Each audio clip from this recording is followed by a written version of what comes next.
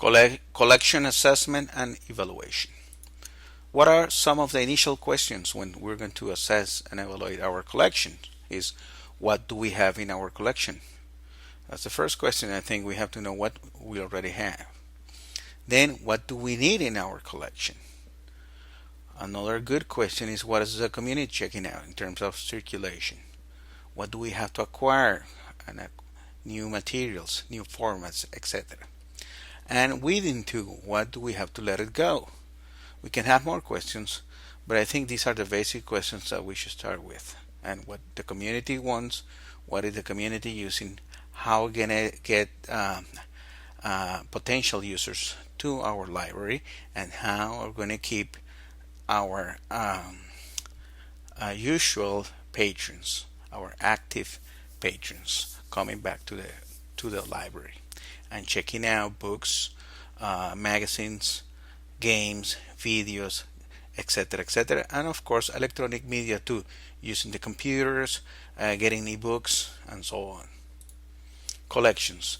And this is very important, and I have mentioned that before. We have to understand that collections are always evolving and changing. Collections are very dynamic, and we know that there are hundreds and hundreds of pieces of or items of information being published every year or even every week.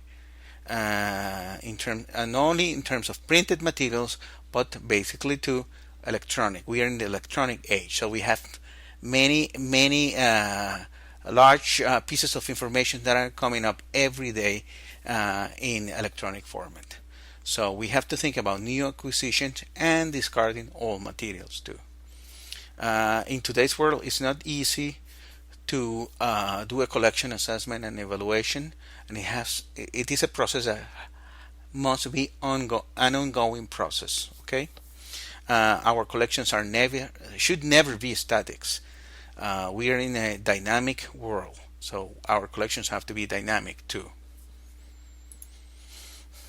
Assessment and evaluation. Why do we want to assess a collection? Okay, the first concern is studying the collection to evaluate, estimate, assess how good it is it in terms of the community needs.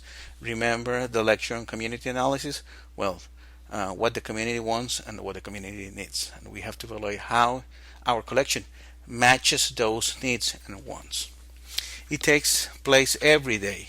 I have mentioned that before, that we have to assess our collection all the time. This is one of the things that librarians do in terms of collection and in terms of individual items. The continuous review of the library materials is necessary as a means of maintaining an active library collection of current interest to user, and this is the key here. We have to have a active library collection of current interest.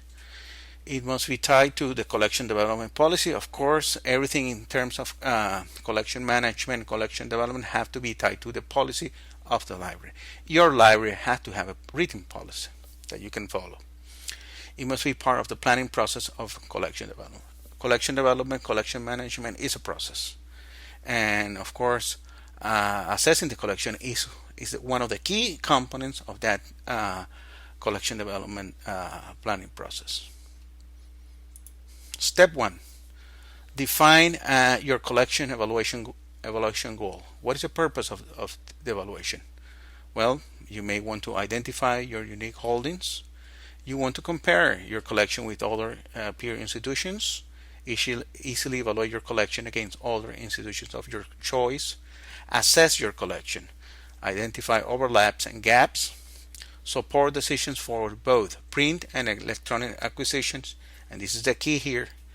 Assess collection usage. Determine how your collection is being used by examining circulation and, of course, interlibrary loan statistics.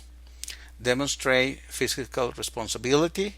Analysis results provide justification for collection budgets or requests of additional funding. And I know how difficult that is becoming in today's world. And of course, contribute to consortia activities, because remember, we cannot work today as an isolated institution. libraries have to be part of a system, of the library system, and because and I have mentioned that before, we cannot um, uh, we cannot um, uh, we cannot assume that our library collection and services, of course, will provide or will address all our information seeker needs. We need to work with other libraries because with the constraints of our and limitations of on the budget and funding, we know that the community will have more wants and needs that we cannot address. Therefore, one of the solutions is to work with other libraries. Step 2, data. Qualitative data means talking to the community, interviewing the community, survey satisfaction, questions: how good, how useful, what is absent, what do we need. This in terms of the collection. Remember, before we had a lecture on community analysis. Well, we're trying to analyze and assess or evaluate our collection. So we can ask our patrons, we can ask the information seekers, how is our collection? In terms of quantitative data, we have circulation data. This is very important, and we can mine our catalog, and we can mine data from the e-bases, from the e-database, electronic database, to see what do we have and how it is being used. Step 3, evaluation technique. The goal of the evaluation will determine the method. So whatever we want to do, we can choose any of these techniques. Shelf scanning is something that we have to do, and I do it all the time. When I was working as an academic librarian, I would be scanning the shelves to see what resources we had and how were the conditions of those resources, especially in terms of printed resources. But we can do electronic scanning too. List checking, applying standards, user surveys, and bibliographic analysis. Okay, let's see the next. Well, in terms of list checking, we can check our holdings with a standardized list. And there are also standards that we have to have if we are public, academic, and school libraries. Of course, we can use user surveys to see how satisfied is our community of active users, and we can do bibliographic analysis, see what's outside, reading other reports on what we need in our collection. Step 4, document. Of course, we have to have a plan, and that plan have to have goals and objective, and we have to have a research question. We have to have a procedure. How do we collect the data, and what are we looking for? We have to have an evaluation technique, and finally, we have to have an analysis. Collection evaluation categories. There are two ways to think about this process here. The first one is collection based. So we're going to look at the collection itself. We're going to see what we have in terms of our holdings. Okay? And the other way to assess and evaluate your collection is usage based, meaning that we are going to study how is the collection being used, how it's being accessed. So both ways are valuable, and both ways are done to evaluate and assess the collection. Normally, when we assess a collection, I guess we're talking about usage base. When we evaluate the collection, we talk about collection base. Okay, but both terms, assessment and evaluation, are interchangeable. Collection base: size, scope, depth, and cost. Checking lists. This is what I was mentioning before. You choose the best list. For example, best books for bibliographies, standardized lists. Are they objective? Yes, most of the cases are objective. And we can use those tools to compare the holdings in our OPAC and see how we are doing in terms of our collection. This is a typical collection-based analysis. Another technique, which is also collection-based, is scanning shelves, examining the shelves directly. We can sample from collections, or we can focus on a collection. It works very well in smaller libraries, of course, because we have less holdings. And this is when we talk about scanning shelves, we're talking about printed materials. Okay, we should be doing it. I think this is a very important concern, and it is a key, because that means continuously scanning shelves. Another very important result of scanning shelf is it tells us about the physical condition of the items. It is very important indeed that the librarian must be a collection expert, a subject expert. It is subjective, of course it is subjective, and we scan what it is in the shelf. Okay, so both, if this is also a collection-based assessment and or evaluation. So both are objective and subjective at the same time, because this is a process done by humans.